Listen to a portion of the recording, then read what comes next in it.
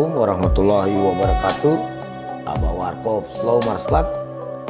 Alhamdulillah saat ini saya sudah bersama dengan Kepala Bidang Tanaman Pangan Dinas Pertanian Provinsi Gorontalo, Bapak Insinyur Ramdan Pade MSI. Assalamualaikum Pak. Waalaikumsalam warahmatullahi wabarakatuh. Apa kabar Pak? Alhamdulillah sehat-sehat. Sehat-sehat ya. Pak Ramdan, kita akan diskusikan dialog sedikit dengan Bapak soal pertanian bil khusus tanaman pangan dan terutama jagung yang merupakan ikon Gorontalo yang sudah berpuluh tahun menjadi ikon Gorontalo. Sebagai awal Pak, bagaimana gambaran dulu tentang pertanian bil khusus tanaman pangan yang ada di Provinsi Gorontalo? Ya, terima kasih.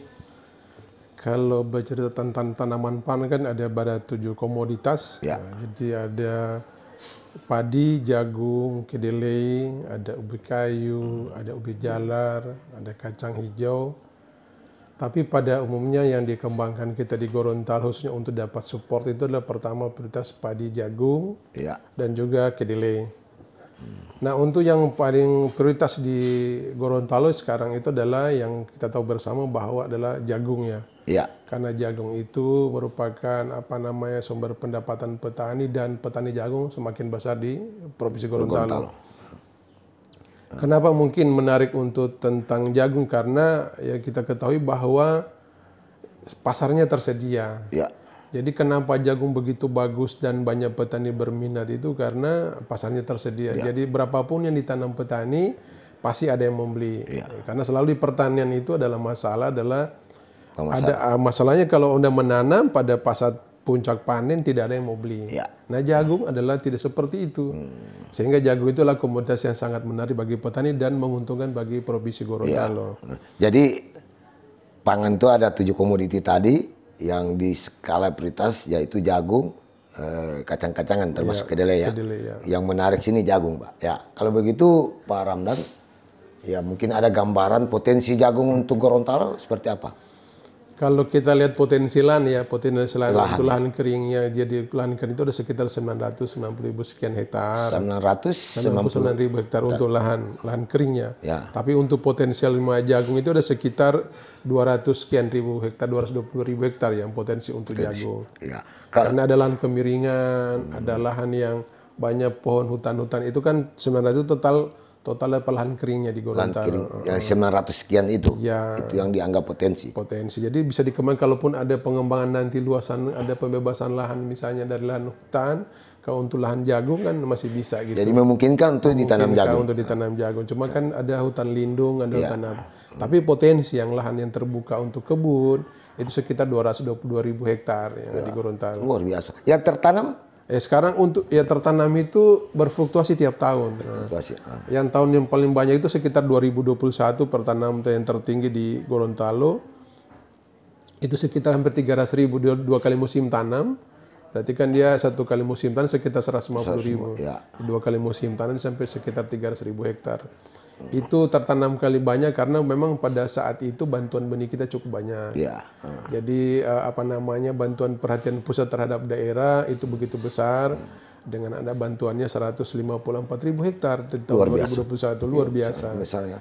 Itu cukupnya bantuan terbesar selama karena ada yang hanya 80.000, ada yang 100.000 sampai yang 2001 154.000 hektar. Tapi ini 300. Sekarang luas tanam kan berarti ada sebagian lahan atau ada lahan yang tidak dapat bantuan. Ya. Tapi kalau bantuan itu kan hanya 1 tahun 1 kali. Ya. Artinya dengan potensi seperti ini berarti ada lahan hanya 1 kali dibantu dalam musim 1 tahun, dalam 2 kali musim tanam hanya dibantu dalam 1 kali oleh pemerintah. Ya. Dari luasan yang sangat potensial untuk jagung untuk Gorontalo itu Pak, dari pihak Bapak sudah sejauh mana intervensi? Kan biasanya kan jagung itu kan kita tahu ada mata rantainya, dari bibitnya, pupuknya, kemudian bagaimana pasca panennya. Jadi kalau misalnya bantuan benih kita, khususnya di bidang tanaman pangan itu kita melakukan intervensi benih. Benih kita bantu kepada petani di mana 1 hektar kita dibantu sebanyak 15 kg. Ya.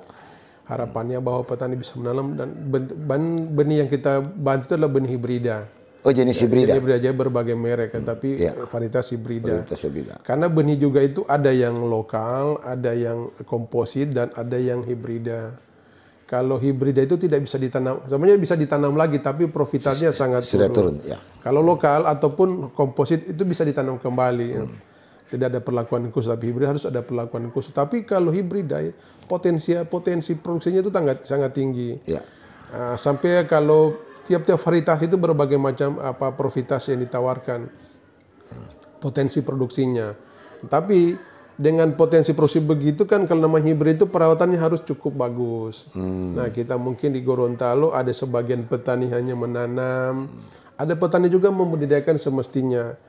Contoh kalau misalnya di beberapa kabupaten, misalnya di Pohuwanto, di Kabupaten Gorontalo, ada sebagian petani yang mendapatkan profitas seperti apa, sekitar 10 ton. Jadi kalau untuk hibrida 10 ton per hektar? 10 sampai 12 ton per hektar. Dengan untuk catatan, catatan bahwa dibudidayakan seperti disarankan oleh pemulianya itu. Pemulia. Jadi harus full teknologi. Full teknologi. Baik pupuk, pengolahan tanahnya, baru pestisidanya. Itu harus dijaga baik-baik karena namanya hibrid itu istilahnya tanaman manja gitu ya. Dibandingkan dengan lokal mungkin kita tanam dia tumbuh sendirinya gitu. Yang lebih banyak dipakai oleh petani Gorontalo yang mana? Yang paling sekarang hibrida. Hibrida ya. Hibrida yang paling banyak Pak, karena potensi profitasnya sangat tinggi. Itu sampai petani menginginkan menggunakan hibrida. Tapi mungkin yang menjadi kendala mungkin di lapangan ya perlakuan mereka menanam hibrida tapi memperlakukan seperti komposit. Artinya mereka hanya menanam dan mereka tinggalkan. Jadi otomatis profitasnya juga kan pasti turun gitu ya. Berarti ada hubungan dengan sarana produksi. Ya. Bagaimana sarana produksi untuk Gorontalo? Kalau sarana produksi, contohnya misalnya pupuk, kan ada pupuk non subsidi dan pupuk subsidi ya. Kalau pupuk subsidi itu kan diatur oleh pemerintah. Kalau non subsidi kan diatur oleh pasar itu sendiri. Nah, pasar non subsidi, yang subsidi ini itu kebijakan terkait ketersediaan maupun alokasi untuk provinsi Gorontalo itu kan kewenangan pusat. Jadi kami di daerah hanya mengalokasikan apa yang sudah dialokasikan oleh pemerintah pusat. Kadang-kadang pertanyaan, Pak, ini kupunya tidak cukup. Nah, memang kami di provinsi hanya menerima kuota apa yang disampaikan dari pusat. Karena mungkin namanya subsidi kan ada pasti kuotanya ya. Jadi memang harapannya bahwa dengan kuota yang ada bisa memaksimalkan dan mereka bisa menggunakan yang pupuk yang non subsidi. Tapi memang kadang-kadang petani merasa sulit untuk membeli untuk yang non subsidi. Tapi kalau mengharapkan untuk mendapatkan yang subsidi, itu kita mengharapkan daripada pemerintah pusat karena itu kewenangan mereka untuk menentukan jumlah dan alokasi. Kalau alokasi kabupaten kota itu kewenangannya provinsi. Nah, tapi kewenangan kecamatan itu kewenangannya kabupaten. Tapi pada dasarnya provinsi berdasarkan dari apa dialokasikan dari pusat. Iya, kalau yang provinsi berdasarkan alokasi dapat berapa puluh ton untuk alokasi urea atau NPK itu adalah ketentuan dari alokasi pusat itu ya. Kalau menurut Pak Kabid dari data yang ada dengan tingkat produktivitas yang tinggi tadi itu seberapa banyak yang ada di Gorontalo? Misalnya begini, minimal 1 hektar itu produksinya jagung ini sekian hektar, sekian kilo atau sekian ton. Yang di lapangan lebih banyak yang mana? Pada produktivitas tinggi atau rendah? Kalau kita rata-ratakan kalau dari data BPS itu sekitar 4,7 sampai 4,8. Jadi artinya itu lebih banyak yang rendah dibandingkan yang tinggi. Artinya kalau dengan profitas yang 10 dan banyak yang di lapangan 4,7 atau 4, dirata-ratakan. Itu kan logikanya bahwa profitas itu di bawah rata-rata, di bawah 5, artinya rata-rata di bawah, ada yang 4, ada 3, ada yang 10, jadi bisa mendoker sehingga dirata-ratakan adalah 4,7 sampai 5 ton per hektar. Ya. Artinya logika matematikanya 4 sampai 5 nih prioritas 10, berarti potensi kita untuk jagung sangat tinggi. Sangat tinggi, Mas. Jadi kita masih genjot, masih bisa digenjot oleh petani. Untuk bisa dapat meningkatkan dan ada sedikit naik profitasnya. Jadi tapi kalau untuk spot-spot tertentu perusahaan masih ada yang 10. Ada yang cuma kan kita juga ada juga di lahan kemiringan. Lahan kemiringan juga itu kan kita rata-rata banyak di lahan kemiringan itu dengan lahan kemiringan itu menandakan produktivitas juga kan pasti turun, tidak seperti maksimal. Sehingga karena di lereng-lereng itu kan dengan adanya kemiringan itu unsur hara dalam tanah itu berpengaruh juga, sehingga produktivitasnya di sana rata-rata yang rendah. Itu. Artinya begini Pak Kabit, kenapa Pak Warkop sentil soal ini? Berarti apa yang dikatakan bahwa Gorontalo adalah provinsi jagung masih memungkinkan kalau kita lihat data-data yang ada. Karena sebenarnya petani itu belum maksimal ini. Belum maksimal Pak, belum maksimal untuk menaikkan produksi kita. Karena kita lihat dari potensi saja masih ada 4,5. Sedangkan jagung sendiri sekitar 10 ton. Berarti kan masih ada. Nah, memang perlu perlakuan khusus. Mungkin itu kita introduksi lagi kepada para petani bahwa dengan berbagai budidaya yang hibrida tidak sama berbeda dengan berbudidaya yang tanaman lokal.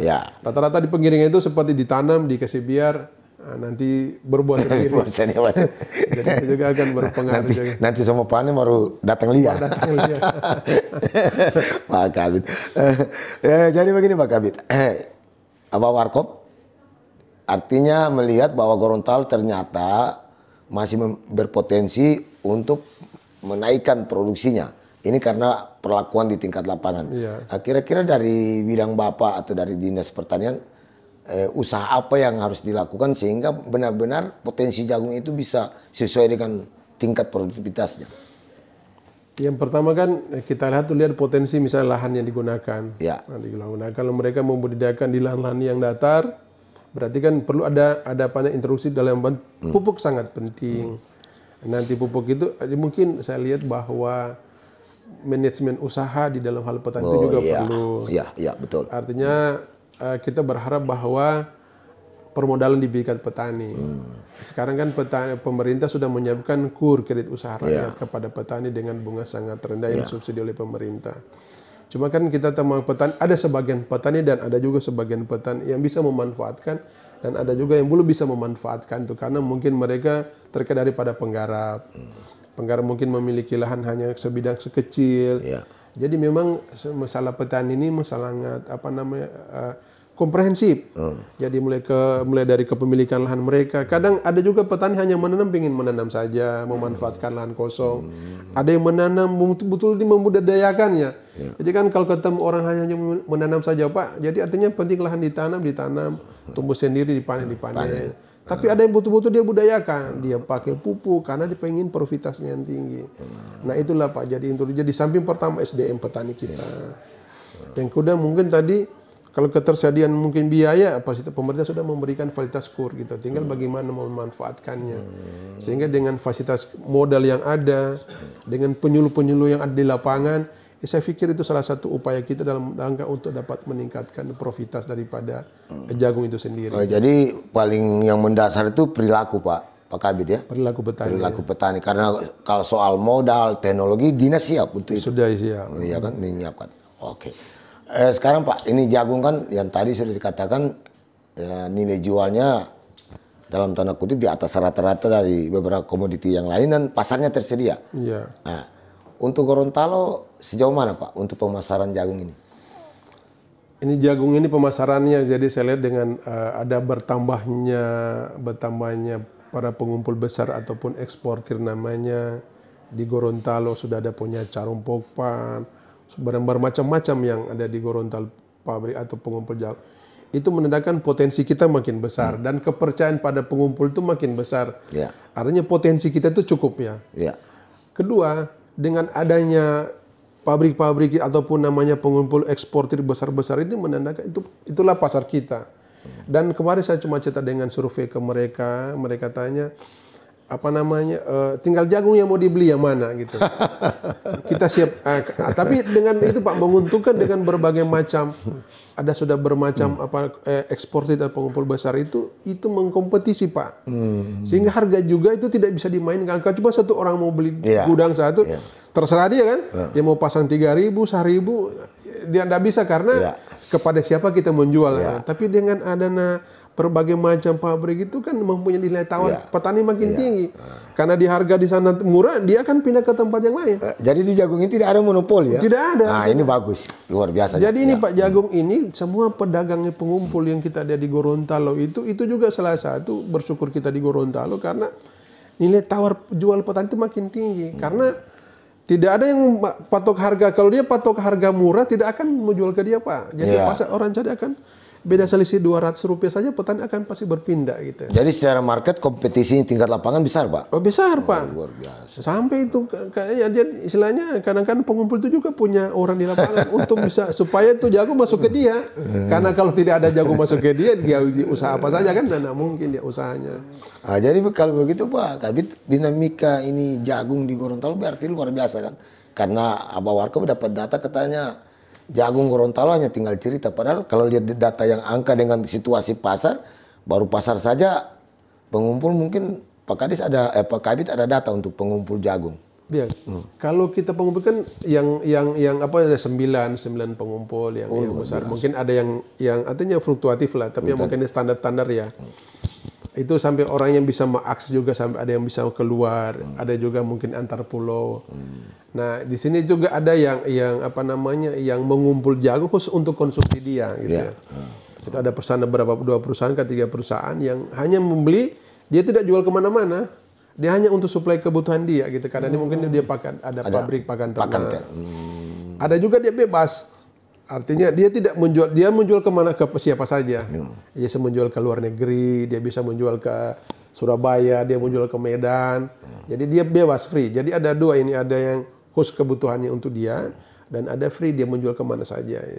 Jadi memang peluang pasar jagung Gorontalo sangat terbuka. Oh, sangat terbuka Pak, sangat. Tinggal istilahnya tinggal jagung yang mau dibeli. Mana? Nah, sekarang harga-harga kan mulai naik. Harga 4.000-an sekarang mungkin. Standarnya harga jagung Gorontalo? Sudah Pak, sudah 4.000-an harga sekarang. Harga terakhir kemarin itu 4.000-an. Ya, itu kalau flatnya ke atas. Kalau dia ke bawah? Iya, dia paling kemarin itu kalau sudah mulai 3.000-an, sebenarnya kan harga kemarin 2.000, 3.000. Ya. Nah, cuma memang bakal istilahnya ada istilah sekarang kalau pasca panen itu harga di sana 4.000 tapi di tingkat petani agak murah gitu kan. Jadi memang ini juga jadi salah satu problema kita di Dinas Pertanian, bagaimana bahwa 14.000 atau misalnya 4.000 di tingkat itu dengan kadar air sekian. Oh iya iya. Di tingkat petani kan kadar airnya agak tinggi 30-an, Pak. Jadi itulah baru petani, memang jagung juga itu Pak tidak sederhana, itu beresiko juga. Kalau setelah panen sampai 3-4 hari tidak kita keringkan, dia sudah akan jadi aflatoksin, berjamur. Jadi petani tidak mau ambil resiko itu. Jadi pas saat panen, pipil langsung jual. Nah, maka harganya di bawah. Jadi mereka harga di bawah. Karena kadar airnya masih tinggi. Masih tinggi. Nah, standar kadar airnya kan kalau 16, 14, 17% Pak yang standar kadar air yang dikeringkan oleh pabrik atau pengumpul besar atau pabrik. Mereka rata-rata mereka punya dryer semua. Jadi kalau aflatoksin ya mereka dengan dryer itu alhamdulillah itu tidak jadi persyaratan utama lagi pada saat pembelian itu. Jadi sekarang kan rata-rata kan jagung untuk pakan ternak. Jadi aflatoksin yang seperti yang ditakutkan oleh itu dengan ada dryer itu yang mudah-mudahan itu tidak. Dan sampai saat sekarang belum jadi persyaratan utama pembelian jagung dari Gorontalo. Tapi memang jagung Gorontalo itu rata-rata paling disukai katanya. Itu kan dengar itu bahwa mungkin kadar apanya di dalam itu yang paling disukai oleh. Ya, saya dengar teksturnya juga bagus. Itulah Pak. Teksturnya jagung Gorontalo. Ya. Jadi kadar air yang digunakan itu standar untuk katakanlah untuk kita ekspor 15 sampai 17. 14 jadi 14. Jadi kadang-kadang mereka apa kan supaya tidak mau naik kadar di perjalanan katakan sampai 14. So mungkin dari perjalanan ada kenaikan sampai sana mungkin sampai 12. Itu kan triknya teman-teman. Ya, yang di petani 17, 18, 19. Itu petani itu sampai 30 Pak. 30. Nah, itu yang menyebabkan harga jagung di bawah di tingkat mereka. Iya, karena kan pasti dikeringkan sekitar 10% atau 20% diturunkan. Itu kan cuma airnya. Nah, itu jadi mereka turunkan, dikeringkan, sehingga ada pengurangan pada saat penjualan. Nah, jadi wajar. Jadi sebenarnya kalau Abah Warkop isi itu bahwa harga jagung 2000-an itu karena memang kadar air. Dan petani tidak mau repot penyemuran apa semua, mereka langsung jual. Langsung cepat jual. Pihak pengekspor atau pedagang besar ini pasti akan lakukan pengeringan kan? Pengeringan. Maka ada biaya yang keluar. Biaya keluar. Biasanya. Ya, Pak Kabit, totalitas sebenarnya ekspor jagung Gorontalo, ya saya minta mungkin data 2002 atau 2001 berapa sih untuk? Kalau untuk totalitas untuk Untuk ekspor, jadi kita ada antar pulau sama yang apa namanya ekspor ya. Jadi kita di tahun 2020 itu ada sekitar 330.000 ton ya. Luar biasa. 332.000 ton yang kita sudah antar pulaukan, dan ada 37.000 ton yang kita keluar untuk tahun 2020 ya. Tahun 2020 ya. Nah, 2001 dia meningkat 508, sekitar 6.000 ton yang kita tapi 2001 kita tidak ada ekspor. Memang ini Pak, ekspor ini, tapi itulah menguntungkan Gorontalo ya, di samping sektor pemasaran. Pertama adalah kita di sini kan dekat dengan Filipina Pak. Nah, pada saat pasar jenuh di dalam daerah, dalam negeri atau Surabaya ataupun di Jawa pada jenuh, artinya jenuh itu pada penuh. Ya. Nah, kita di Gorontalo bisa menjual keluar. Tujuan kita ada Filipina. Nah, harga di sana, paling kalau jenuh kan harga pada turun. Kalau di sini harganya naik, mereka akan keluar ke Filipina. Dengan kita keluar dan kan diekspor itu jagung, berarti kan stok kita makin menurun. Nah, itu salah satu penarik sehingga nanti di dalam petani bisa menjual lagi kepada pedagang. Jadi memang Pak, kayak lalu ada salah satu yang lalu itu karena sudah mulai penuh. Artinya ini jagung ini di Surabaya udah mulai penuh. Gudang-gudang juga udah mulai penuh, orang masuk. Nah, kadang-kadang ada yang gudang cuma setengah hari buka Pak. Kenapa setengah hari buka? Karena dia mau beli so full. Nah, dengan upaya ekspor kemarin yang dipakai oleh Pak Kadis dan Pak Gubernur kemarin, adanya ekspor sampai keluar, itu sehingga diupayakan jatah yang diberikan oleh kementerian itu diambil oleh Gorontalo. Nah, diambil Gorontalo peluang itu. Nah, harapannya dengan ekspor itu bahwa gudang-gudang mulai kosong. Bisa kosong. Dengan gudang kosong, petani kan bisa menjual lagi. Jadi itulah salah satu cara yang nah, menguntungnya di Gorontalo adalah kalau harga bagus di luar negeri bisa jual ke Filipina. Nah, kalau harga bagus di dalam negeri, mereka tidak jual lagi ke. Ini menarik Pak Kadis. Bilang ciki dua pintu. Ya. Ciki dua pintu. Itu yang Abah Warkop katakan menarik. Ini berarti Gorontalo ini ada lisensi untuk itu. Iya. Ini kalau di dalam negeri sudah lagi so full, so jenuh, dibuka pintu itu untuk ke luar negeri. Kalau dibuka dijual ke sana. Iya. Saya dengar berarti ini kan Gorontalo, ada Sulawesi Utara, ada Sulawesi Tengah, bisa dalam tanda kutip numpang melalui Gorontalo. Bisa, artinya kan sekarang ini orang menjual apa saja, siapa yang menjual kan? Ya, siapa yang menjual? Entah barang dari mana kan tidak tahu, yang penting siapa yang menjual kemana. Jadi potensi Gorontalo kan mungkin sudah punya hubungan ke luar negeri, punya hubungan sudah, jadi mereka sudah percaya. Dan itulah kepercayaan luar negeri kepada Gorontalo, sehingga berapapun siapapun jagungnya siapa atau apa bisa jual ke mereka. Mereka tidak ambil Sulawesi Utara. Iya. Gorontalo. Karena kita sudah punya katakanlah brand ya untuk itu. Luar biasa dan ini. kita sudah punya brand Gorontalo. Kita punya ada brand Gorontalo sehingga pembeli luar negeri apa mau Malaysia, mau Filipina, Jepang yakin dengan kita. Yakin dengan Gorontalo. Dan wajarlah dari provinsi luar akan ikut melalui pintu Gorontalo. Iya. Ini ke depan dengan cerita tadi Pak Kabid, apa yang harus dilakukan oleh kita stakeholdernya pertanian sekaligus masyarakat Gorontalo dengan potensi yang ada ini? Yang pertama sekarang harapannya ke depan bahwa dengan ada pasar dan harapannya bahwa petani bergiatlah untuk menanam dan membudidayakan dengan baik, potensi produktivitas masih ada. Artinya ada harapan potensi 10 ton, mereka hanya menghasilkan rata-rata baru 4,5 sampai 5 ton, berarti masih ada 5 ton potensi. Jadi walaupun tidak kita memperluas lahan, lahan yang ada kita kembangkan saja itu berarti kita potensi produksi masih ada. Dengan ada profitasi agak tinggi berarti pendapatan makin besar. Pendapatan masih makin besar berarti kan ekonomi kita makin baik. Yang kedua dengan sekarang Pak, yang dengan kebijakan pemerintah pusat makin menurunnya bantuan benih kita. Bantuan benih untuk bantu benih jagung, dengan itu juga kan itu kebijakan nasional, bukan kebijakan untuk daerah kita. Sudah kebijakan nasional. Itu kayak tahun lalu ada 3 juta hektar bantuan pusat, sekarang hanya tinggal 350.000. Berarti tahun ini lagi makin berkurang. Artinya dengan begitu masih siap petani memanfaatkan KUR Pak. Kredit usaha rakyat itu KUR dengan modal bunga sangat kecil, Sehingga itu bisa dimanfaatkan oleh petani, dapat untuk memanfaatkan KUR dalam hal permodalan. Dalam data Pak Kabit, pemanfaatan petani untuk KUR sudah sejauh mana? Saya kalau untuk pemanfaatan sudah ada Pak, sudah ada ya Pak. Cuman memang yang permasalahan petani memanfaatkan KUR banyak. Ada pemanfaatkan KUR itu Pak, kan ada penjamin. Kalau petani tidak ada punya jamin, ada yang penjamin. Nah petani jagung itu yang penjamin itu adalah para pengumpul besar yang punya dryer Pak. Mereka yang menjaminkan, mereka tidak bungakan, tapi yang penting jagung mereka jual ke dia. Nah, itu ada Pak, tapi ada juga petani belum bisa memanfaatkan itu. Tapi sudah banyak juga yang memanfaatkan. Berarti peluang untuk pembiayaan masih besar sebenarnya? Bisa, dia terbuka terus untuk pembiayaan KUR Pak. Jadi terbuka terus. Cuma memang kendala di lapangan Pak KUR itu kan ada BIC, istilahnya BIC.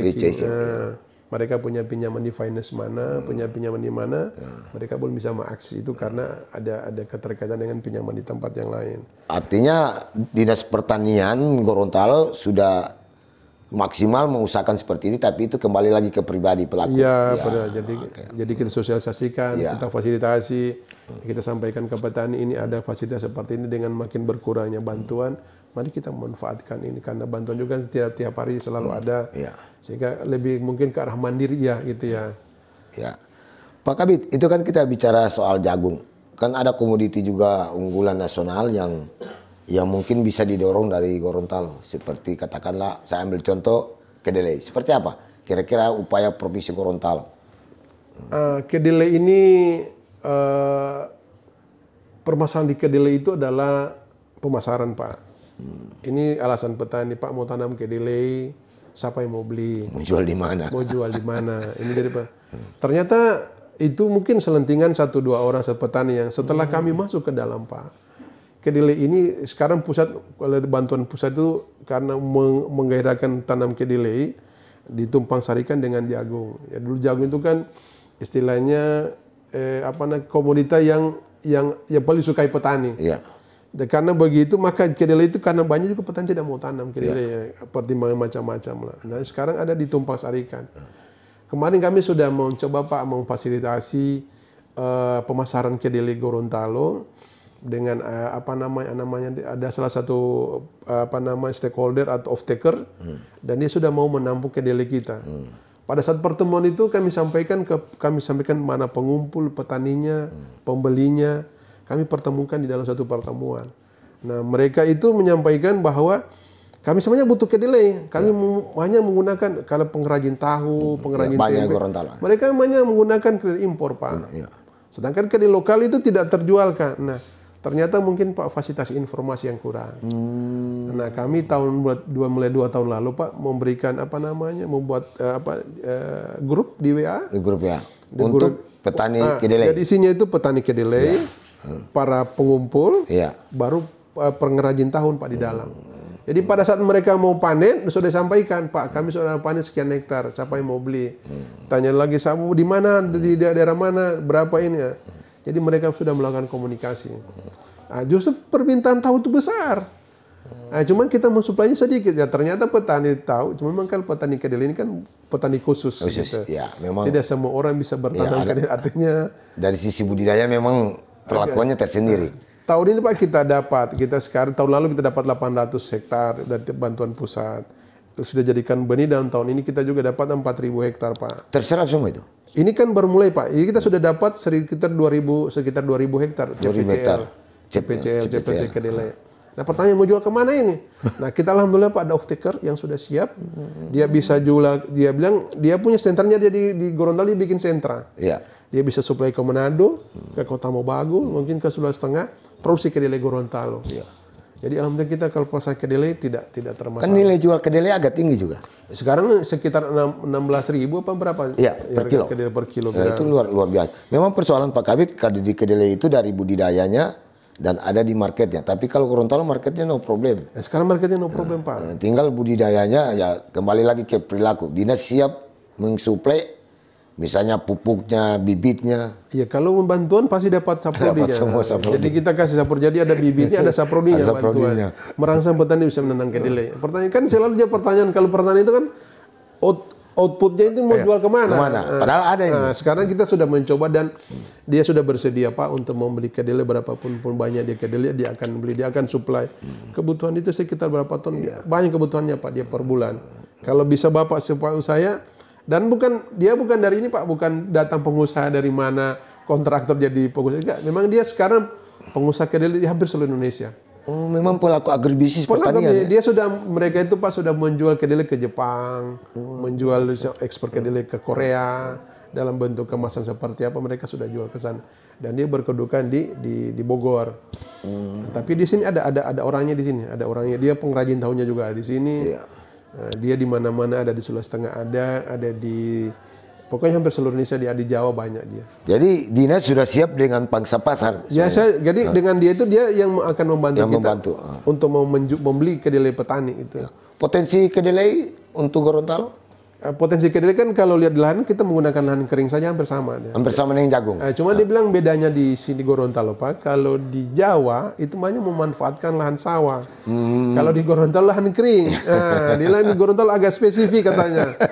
Di Gorontalo pakai lahan kering. Kalau di Jawa itu artinya dia mungkin beroknya sawah tidak ditanam, mereka kan memanfaatkan pakai itu. Kalau di Gorontalo kalau berok itu mesti barang asing itu. Pak Kabit sebagai closing statement menarik ini diskusi kita untuk pembicaraan kita jagungnya bagaimana sebagai closing statement dan yang apa yang bisa Pak Kabit sampaikan bagi masyarakat Gorontalo. Yang untuk jagung jadi harapan kami bahwa namanya petani ada pasar. Pasar itu merupakan salah satu solusi daripada petani dapat bisa menjual. Sehingga mungkin para petani bagaimana cara membudidayakannya dan meningkatkan profitasnya. Dengan cara meningkatkan profitas dapat menghasilkan produk yang banyak dan ada pembelinya sehingga mendapatkan pendapatan yang lebih banyak gitu ya. Jadi itu mungkin harapannya bahwa para petani malah budidaya yang baik sehingga dapat meningkatkan profitas mereka sehingga meningkatkan pendapatan mereka gitu. Oke, kalau saya stressing sangat terbuka untuk Gorontalo. Mungkin Pak Kabit setuju? Ya, sangat terbuka, tidak masalah dengan pemasarannya. Mau jagung maupun kedelai. Kedelai ada dua-duanya. Ada dua-dua. Jadi jangan ada kekhawatiran. Jangan ada kekhawatiran. Mungkin ada satu lagi mungkin Pak yang mungkin masih ada itu lagi ini beras Pak. Beras ya. Kan kami juga padi Pak. Beras ini kan alhamdulillah kita di Gorontalo pasar pangsa beras kita makin bagus. Pasar beras artinya bahasa kita sudah mulai bersaing lewat pemerintah provinsi dengan bantuan-bantuan untuk bantuan untuk gilingan dan petani sekarang petani dan gilingan mulai paham bahwa kualitas beras itu sudah jadi utama. Dulu kita mungkin yang penting putih, tapi sekarang sudah mau pilih-pilih Pak, banyak patah-patah sudah tidak mau ambil. Nah sekarang sudah mulai jadi harapannya ke depan juga untuk beras ini mudah-mudahan beras kita sudah mulai bisa bersaing dari yang luar gitu ya. Yang paling terakhir Pak Kabit yang perlu didorong Gorontalo sudah bisa kalau kita lihat di supermarket di ini yang besar-besar itu ada beras yang siap makan itu. Oh ya beras siap makan. Siap makan. Mungkin mudah-mudahan Gorontalo ke depan siap ya. Siap. Luar biasa ini dinas pertanian. Mantap. Oke Pak Kabit. Terima kasih atas kesempatan yang diberikan. Terima kasih banyak ya. Saya Abah Warkop merasa bersyukur dan mudah-mudahan ini informasi sekaligus edukasi bagi masyarakat Gorontalo, bil khusus petani Gorontalo.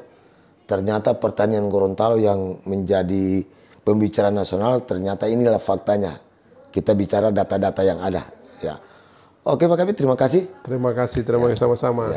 Demikian sahabat Abah Warkop, bincang saya dengan Bapak Insinyur Ramdan Pade MSc, Kepala Bidang Tanaman Pangan Dinas Pertanian Provinsi Gorontalo, yang mudah-mudahan yang isinya ini daging. Oke, demikian dari Gorontalo untuk Indonesia. Salam kebangsaan. Assalamualaikum warahmatullahi wabarakatuh. Waalaikumsalam. Mantap.